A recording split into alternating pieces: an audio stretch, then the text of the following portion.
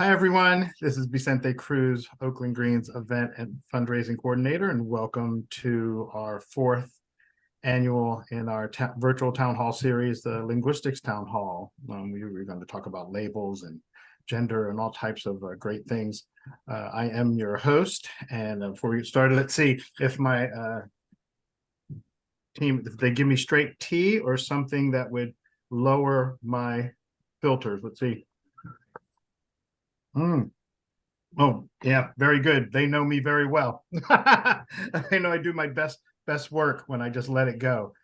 So for this town hall, I'd actually like to go into not just somewhat into the education system, which would kind of shout out our June town hall on education, but so how we educate our kids to communicate at different levels, and specifically around gender and identity and labels. And then another one topic which ties into that as far as like gender labels. Do we really need gender labels on inanimate objects like clothing, cars, and it's just how we were brought up. Now, does that do us well? And all of this is based on a foundation that we believe, as the Oakland Greens is our little political club, that we need completely new systems, that you really can't tweak what we have now because it is just so corrupt, and it is just funding a lifestyle. And I don't want to get into the fact that like money doesn't exist and all that stuff, but it's funding a lifestyle for the very few when we actually have enough resources on the planet to give everyone a standard of living. And we do believe that that is possible, but one through got to be on that tribal council. You got to be on the city councils. You got to be on the school boards. You have to be in the legislature to make those things happen. We're trying to do some sort of representative democracy. We're kind of more socialist, ready, greeny type over here. But anyway, so I want to start there as far as the education goes and see what people think about that premise, that within a new education system, should we be using non-gendered pronouns just in general? As a role, like, is it so important that we have to define children or anyone into that box, especially when I think many child psychologists would agree that our actual, when you hear, oh, that's a man's man or that's a woman's woman, certain things come up in your head. And definitely, at least for me personally, when I hear man's man, none of that is positive. Right. I hear the same people that are the fraternity ones that are date raping girls and that will not show their emotion and won't cry. And I don't think that's positive for a society. So let me stop for a second and throw that question out there. Is there a place for having non-gendered pronouns in an education system, preschool, as far as you'd want to go? Anyone? Yes, Dale, please. Yes, well, wouldn't you assume that it's up to each individual to decide how they want to be addressed? Not a collective group to impose this on anybody or any group, but the individual. We should respect how the individual feels about how they want to be addressed. And if that's a gender neutral term or language, that's just fine. Agreed. What about at beginning stages, though, when kids may not really understand what that choice means to be? So if you're a 3-year-old and you were born with a penis and testicles, but you decided you prefer, and this happens, want to wear girls' clothes. Well, first, in my mind, I don't even think that as though that child wants to be a girl. Right. I know tons and tons of heterosexuals who wear dresses, straight up heterosexuals. So what about for younger children when they don't know? Do we adopt a non-descript gender linguistics communication then? I tend to always go they, them, unless they can tell me that they want to identify as something else. Otherwise, I always stay gender neutral. And then I saw Orlando's hand. Yeah, I was gonna add on to what you were saying. I think it all boils down to other opinions when when it boils down to sex, you know, but it's a tricky question because you might get males that say they heterosexual, but they want to involve themselves with lesbian activities. Is it still in that realm? Or someone might want to be part of a swinger group and they heterosexual, but you don't tell a child when they're a kid that you're gonna grow up and you can't have these fantasies. Well, I So hope well, I wouldn't want to do that too. And then we're talking about also gender yes, identity versus sexual identity. And I'm actually specifically thinking first preschool through elementary school. So I gotcha. don't feel that any of the I think that in an education system that we talk about for Greens, that it would be gender neutral, that it would be they that or in some, I mean, you're not going to be fascist about it either, though you're not always going to do it too. So when I taught elementary school, excuse me, the kids, and here's how I broke it down, at least how I remember it. If I had to be naturing or nurturing, somebody got a cut and I was trying to console them, often the children would refer to me in some sort of what we would say a female pronoun, she, her, mom, auntie, whatever. If I was scolding them, if I was lecturing them for something that I thought was inappropriate for the playground or the classroom, and I wanted them to do better, then all of a sudden I took on a more masculine, like more often that they would always refer to me in some either Coach Cruz or, oh, he mad now, right? Or something of that nature. So even though I tended to always do they, them at the times, and that seemed to be my regulation. Dale, you have something else, please? Oh, no. Hey, Greg. Greg. Hey. Hello. We're trying asking if in an green education system would we adopt non-gender pronouns for preschool through elementary school when we're talking to kids, that everybody's they them unless they say, as Dale pointed out, say, I'm a boy. I would ask questions like, where do they get that notion? How do you know? What does that mean exactly? That seems to be mine as going into critical thinking too. If someone said that to me and they were 5, I go, what does that mean to you?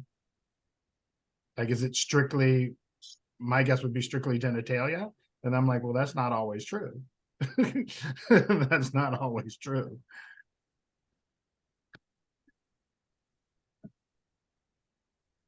Well, Yes, Dale, go ahead. Yes, please. Yeah, Vicente, help me understand what you were just saying about when you were a teacher. Are you saying to us that at that time, when you're consoling the students or being strict with them in one way or the other, are you saying that you yourself are telling them that you would prefer to be referred to with pronouns they and them rather than he and him? You heard that correctly. If I was doing some sort of nurturing activity, it seemed to me, in my Coke bottle view of all of those years of teaching, when that happened, I would be referred to in feminine, whispered feminine pronouns. And then if I was being loud, again, lecturing, anything that was more disciplinary, then all of a sudden I was, oh, he's mad. Right. And I mean but that could switch sometimes because if I'd be nurturing and then I was mad because someone was another student was a little too rough, I still was, she's mad. It happened, you know. That's when I noticed it. And I tended to use just they, them for everything, you know, and definitely didn't give in, which I guess is a segue to keep the flow going too. I would have such pet peeve when they're like, oh, you're wearing pink, that's for girls. I'm like, why? What in the world are you putting some sort of gender on a color? I don't get it.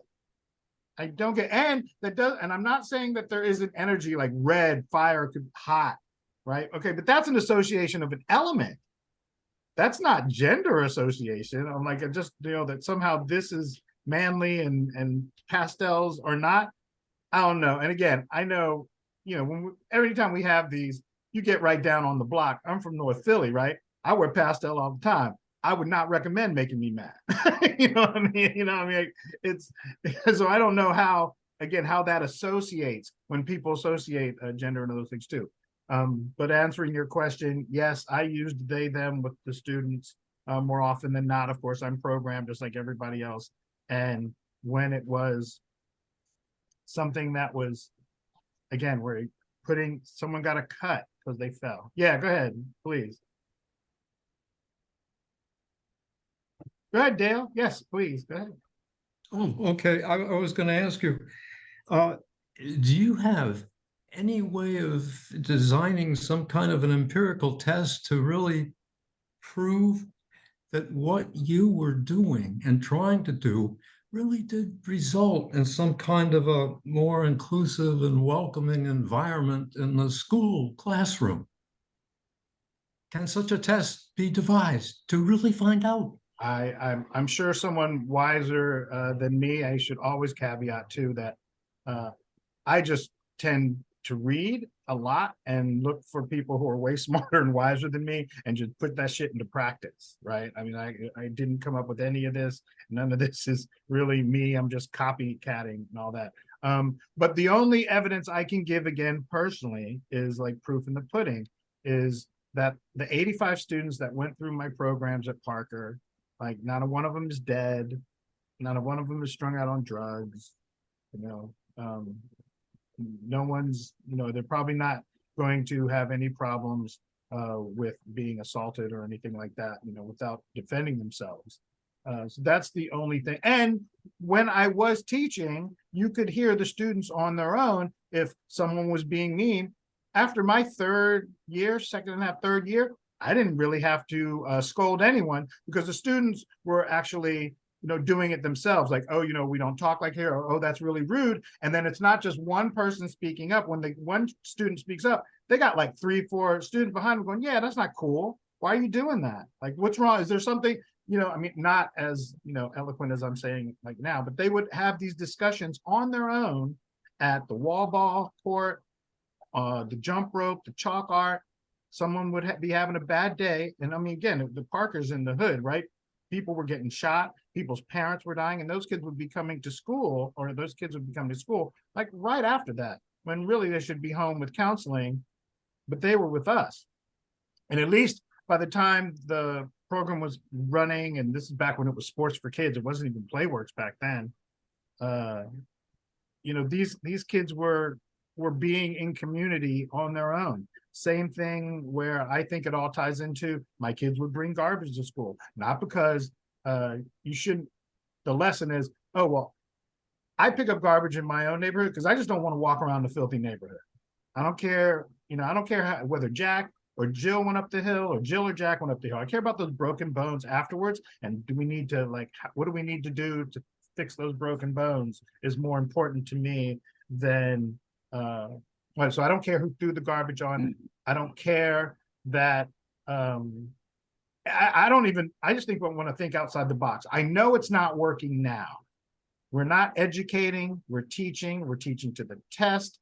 Everybody knows the problems. I'm looking, and what we always do in these town halls, I want solutions. Just anything has to be almost better than what we have now, as long as it's something completely new. I do believe we need to smash it and start completely from scratch.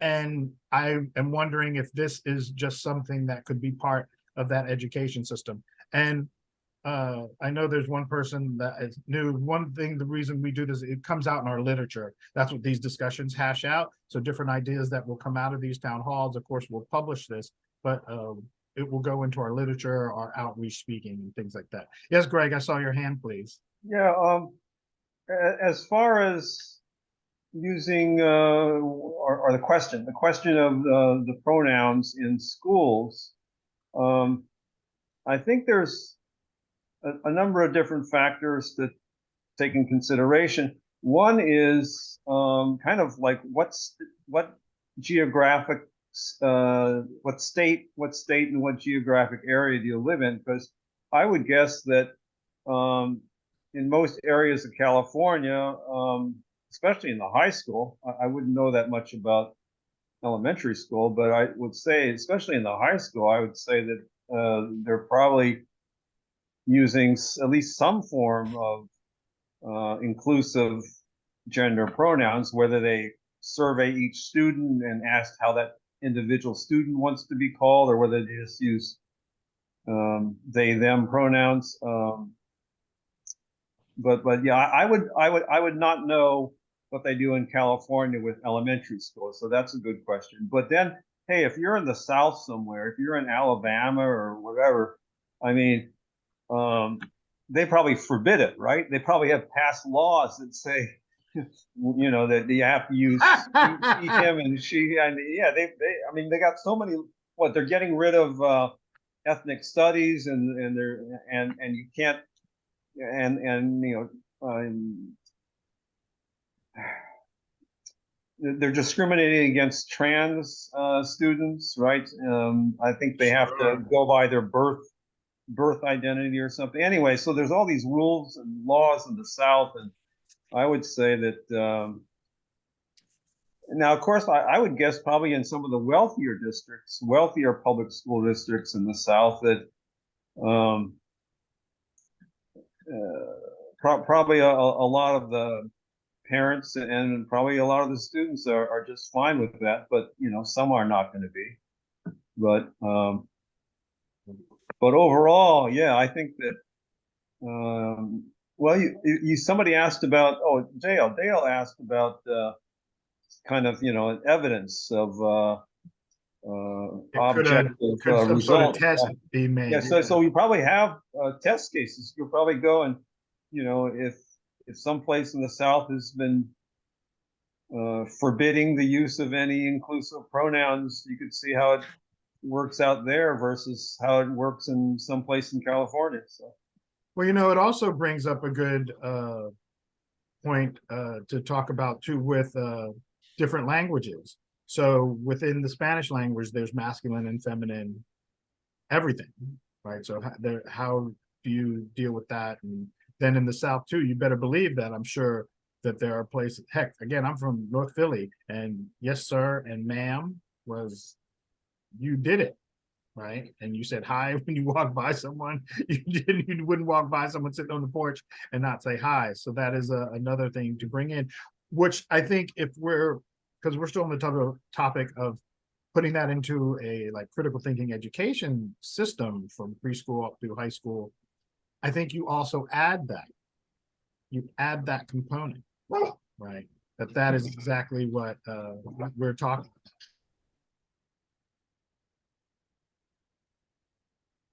about. Yeah, what we are trying to talk about. So you have those discussions too on top of that, that it's not just that we are trying to see if this new education system could work by using this type of language and critical thinking. But this is why we're doing it, right? I actually, even in elementary school, I always told the kids why I was asking them to do something that they didn't want to do, you know, why, and it was never because I said so, you know, it's because, do you want to walk in a filthy, you know, playground? You know, why do you come in early and pick up garbage? I was like, would you rather have a filthy, you know, but no, of course you wouldn't. That's why. You know, it's the right thing to do. How about just doing it for the fact that it's just to be a good person, right? So that way I can brag. I can say that I'm a good person. You can't be mad at me. And I think this is a good segue too. So let's, away from education, but specifically how gender on clothing and cars and ships and boats or anything. Anyone have any thoughts on what, does anyone know why we do that? I don't actually know why that is a thing. Where did blue become boys and pink become girls, and why are ships female names and cars female names? No, nobody knows. someone gonna Google it? Well, Andy, you're gonna Google that for me on your phone. To go look it up. But in some ways, it, you know, I mean, in some ways, it doesn't really matter that much about the history of why it came to be that. I think it's more the question of True too. like what you're saying, you know, what do we think about whether that should continue, whether color should be identified with a particular gender, whether ships and other vehicles should be named after women. And yeah, no, Well, that's a good question. I mean, you know, hurricanes, for a while, Oh, right. hurricanes were only female, right? And then they changed it, I don't know, 10 years ago or something, that this was to alternate, so you have male, female, male, female. Yeah, but is that also because we have so many now? They were like running Yeah, maybe too. because of climate change. They ran out of We female just, names. They had we to just end. can't. We'd No, ban- I'm sure that they did it to be more to be less discriminatory. But yeah, I don't think we should give. Why would you give? Well, okay. You know what? Actually, as I'm sitting here and about to open my mouth, I give them that one having some sort, because nature definitely, I think, seems to have some gender involved in it. So I would give them that one. I'll give them hurricanes, storms, things like that. But inanimate man-made objects, cars, color, dye, and all that stuff. Well, and also it's kind of fake, right? Because now a lot of men wear pink.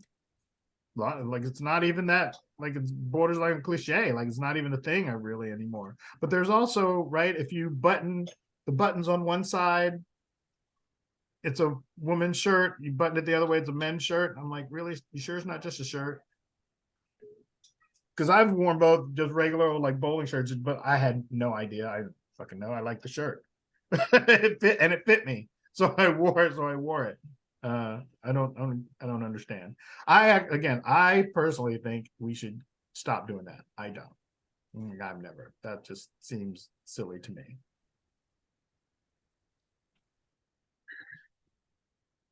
and you mentioned other languages. I mean, that's I don't know what they're doing in other countries, but other countries where, you know, every noun is either a male or a female noun, and so that's a whole another can of worms. Because if you have to, I don't know if they have gender neutral, what is it?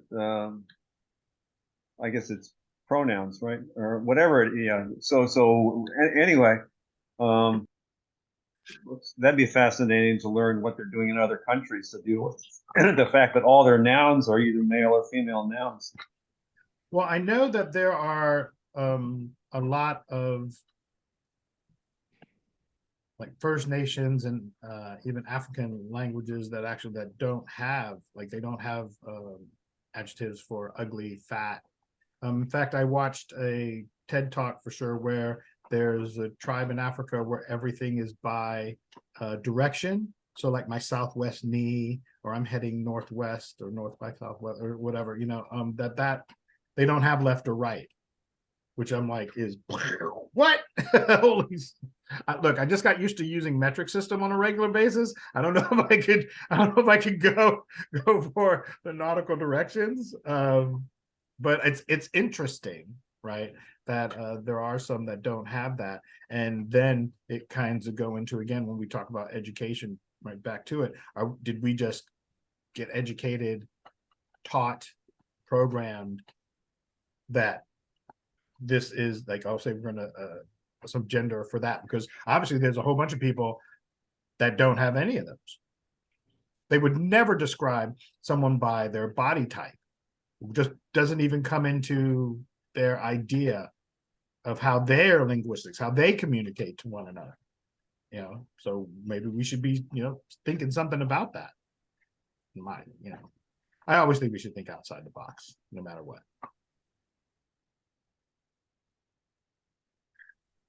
Anything else on there? You want to? Shall we? Well, Oh, go ahead, Greg. I was just thinking that a lot of these things, whether we're talking about the way that language is used, or like all kinds of other conventions of society, probably came from like upper middle class values over the centuries. So 100, 200 years ago, the upper middle class, kind of set the standards, and that was the way that the printed text. So you had newspapers and magazines, and I think the newspapers and magazines just kind of followed the way the upper middle class talked and thought about things, and then the lower classes were supposed to, it was given a given that the lower classes were supposed to consider that was the proper way to do things, and so I think that we've just kind of inherited that, and we got to the 20th century, especially after World War II.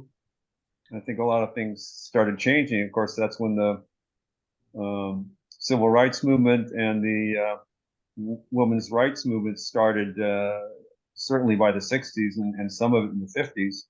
So people started questioning things, and we've been questioning it more and more ever since. But obviously,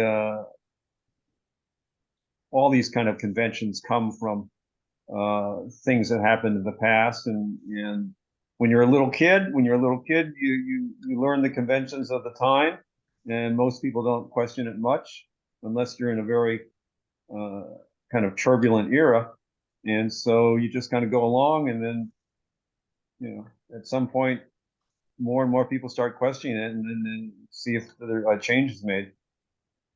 But yeah, I think these are pretty interesting times to see about how much is going to get changed. It's one of the big fights, certainly about trans issues. I don't know if people are fighting much about pronouns, but certainly about trans rights, there's a lot of conflicts about that. Well, yeah, when for me, when I go down that one, it goes back to at the beginning what Dale was saying, is that if it is a consenting adult person, whatever they want to identify themselves, I would just call them that, right? That would just be a thing of respect. But it also brings to mind what you just said about the fact too, that for some reason having an educated linguistics about you, being able to communicate well and have a good vocabulary and sound like you are literate of some sort, was somehow associated with European Americans, right? What we established as white, or even back in Europe, where in essence actually all of the things, science, medicine, and everything came in from everywhere else, but right, where the climate was nicer is where the knowledge seemed to thrive. But that even now that they still use that, which there's a label right there. I am also under the belief too, I don't like again identifying your ancestry by color, right? I still give the caveat that people, yes, using black because it was such a stigma not to say, and be proud of the fact that you had, melanin in your skin, that you were darker. So that's kind of necessary. But the idea of whiteness, right, that's kind of a new concept, right? That definitely, as a person who did Renaissance Fair, whatever, they didn't call themselves white. You were either English, Spanish, German. Everybody hates the Spanish. It's kind of a new concept, and even that gender, or sorry, that identifier as a color has some sort of ancestry identity to it. Yeah, I don't think that is a very, very positive, and it's for sure a new concept. It's not that old whatsoever. No. So, well, go ahead, anyone, if just jump in. It doesn't have to. I'll keep going, of course. But so I think that. Oh, yes, go ahead, Dale, please. Well, I'll throw this in about the use of gender neutral language among Spanish speakers, because Greg raised this issue about so many words in Spanish, signify male or female, to the point where if you get into a discussion with those who are, Spanish is their first language, and they want to go to talking about Latinx, and rather than Latino or Latina, and these X's get put into every place, it can, among Spanish speaking people who really believe that using gender neutral language is something that we should do, is becoming more prevalent, it's becoming more accepted everywhere in modern progressive societies. But at the level of changing the Spanish language, they go a little crazy because it drives them nuts. If someone really starts to say that when they're going to write the history of something, they want to talk about Latinx or some way else of obliterating the gender labels, these kinds of not gender neutral at all labels, and it gives them a headache. And again, they're well-meaning, but it can be too much of an effort to. I mean, how do you enforce it? Is it going to be a new kind of a what the Spanish and the French have, some Academy of the Royal Language? If you impose this upon people, that's going to be almost impossible to do. Yeah, I think that's why it has to be through education. But if I'm remembering correctly, actually, anyone who was either colonized by Italy or Spain, they don't really use Latinx. That's a term that's used by European Americans and like inside of the Senate and Congress. I don't hear it around. And I'm kind of, as someone who has, Puerto Rican ancestry, I'm kind of with Rosa Clemente on this one too. I'm not Hispanic or Latino, right? I'm not going to, claim that any part of the colonization that the Spanish did over the Caribbean was anything positive whatsoever. I actually was having this conversation with a sibling too, where we were talking about the differences of how throughout history slavery was instituted and indentured servitude was instituted. And the only thing that we really come up with, boy, did Europe and America, boy, they sure did brutalize it.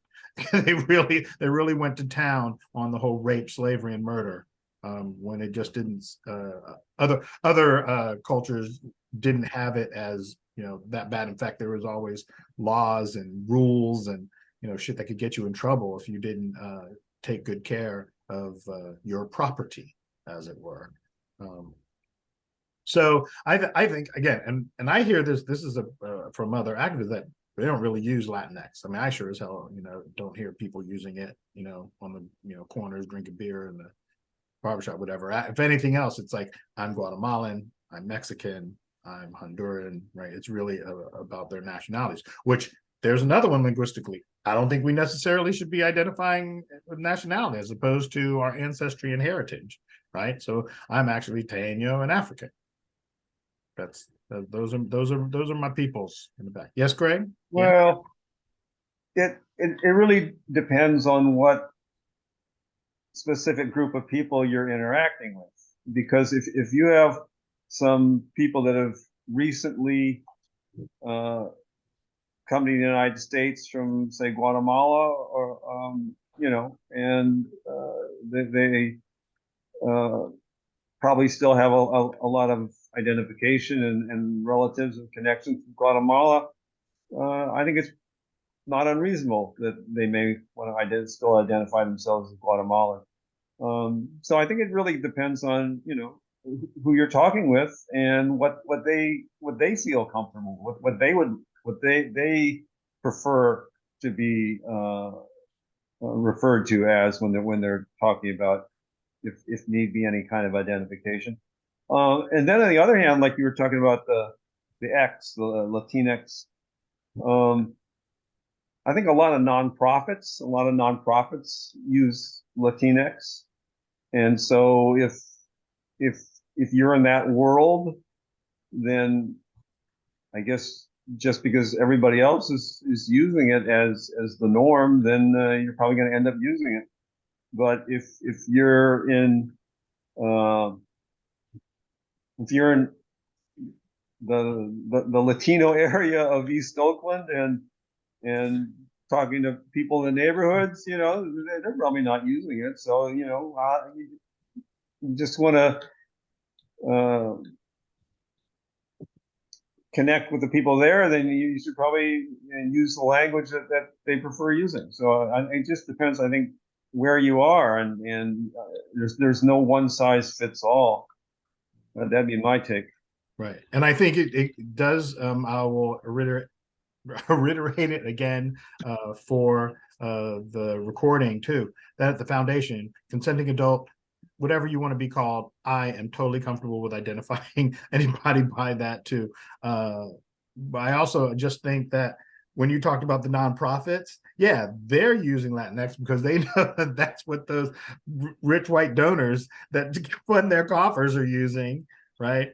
And someone like Dale said about tests, there's done studies, like you can, you know, if you just Google it, because the internet's not just for porn, you could always find actual, you know, well-respected organizations that are doing studies about it. And yeah, no one is, as far as the people that they are putting under that label of Latinx are using that terminology. And, you know, again, someone who I love and respect so much, Rosa Clemente, if you go to any of her social media, she talks about it. Like there's either 3 or 4 that I can think of just like right off the top of my head, where she has done recordings, interviews, or posts and stuff about that. Yeah, nobody's using that. You know, they use it, but if you're using it, that's nothing, you know, it's just not that way. So I agree with that too. Because I go back to, is it nationality or ancestry? And then my ancestry, do I want to go with you know, especially if you're a convert. Now, if you were actually have, you know, history of being like in that region of Spain, then by all means, right? Okay, you know, I'm not actually blaming anyone for something that happened. I mean, even though there's people are benefiting from all this stuff in the back, I ain't blaming nobody for what happened 400 years ago, right? It's just still what affects now. Again, I don't care how you got up the hill. I care about the broken bones that you came falling down that fucker. More than that too. I think that's more important. So anyway, that's some of my thoughts on it too. I think this will also be a good time again for the recording to mention that we are an all volunteer organization. Any money we go, if it goes to any person, it's usually to fund a larger event like we did with Rosa Clemente, to be able to have a presenter fee to bring more radical minds out into the public, especially us as the Oakland Greens, our little group. We definitely think that it's not enough of those radical voices aren't being heard, and not being heard loud enough and often enough. We also do it, of course, for merchandise that we use to try to fund that as well. You can go to www.oaklandgreens.org. That's 3ws.oaklandgreens.org and go to the donate tab. It has our full event calendar is there as well. We do 3 events, 2 that are 1 social, 1 educational, and then our public general meeting. The virtual town halls are always the 3rd Saturday, right before our public general meeting of the month, January through October. And then our movie nights are the last Sunday of the month. The next town hall is to vaccinate or not to vaccinate.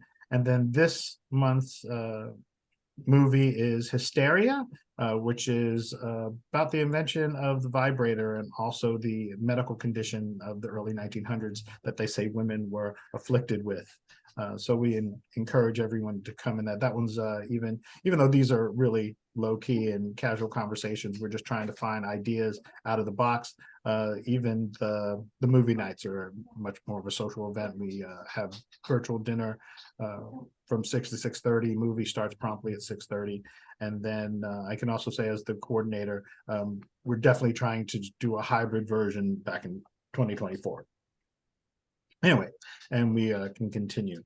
So other labels and identities, I think, or the reason I think, I want to go back to that too, where our idea of what being a man is, what being a woman is, especially now in this social media world that we live in, right? There are all these different, I actually say too that the online world, like whether it be Zoom or Instagram, Facebook, TikTok, all of them, it's its own world. It's its own social structure, its own lingo, its own, it's like a vast ocean, and everybody's are on these little pods and things like that too. So I think it's important that we use these labels or be able to, again, think outside the box and speak that is more authentic and more genuine to what we mean. So that way, when we are in these virtual worlds, actually we're communicating better. Because right now, it's social media is way more negative than it is positive.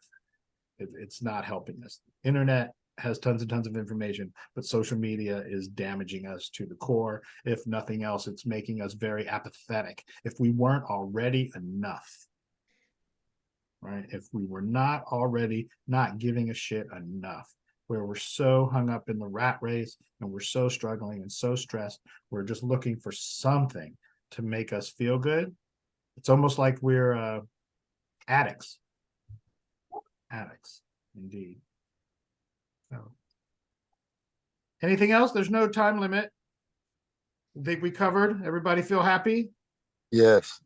I Yeah. like the topic. I like the topic because it's a real topic, and it's a topic in our communication and in our community.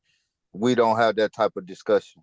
So it gave me something to, think about and do have those discussions and feel Yeah. comfortable by saying it, by And having that- a conversation. And that's why we do like this one, the alternative political parties and the education. We do those every year to have these discussions and see if there's any new ideas. Again, education, how some now, like I think Greg mentioned too, all of the transgendered issues that we're having and all that stuff. So it's always something new, but we think it's very, very important. So thank you very much, Lana, for that. I appreciate it. And I can say this too, and how this happens, these get discussed at the public general meetings and everyone voted. It's not arbitrarily made decisions by me as the coordinator. Everybody votes, they give ideas, and we bring it back for a vote of our little club. And then that's how we decide each season. And we decided on these three to do them every year. So we'll see how that goes. Is there anything else? I love it. Thank you very much for all of your time. We will see you at the next one and at the movie night. And for the Oakland Greens, we will see you tomorrow night at the meeting. And look for this to be published on our YouTube channel, Oakland Green Party, YouTube Oakland Green Party. And again, I'm Vicente Cruz, the Oakland Greens Event and Fundraising Coordinator. And thank you. And we'll see you next time. Peace, everybody. Peace. Bye. All right.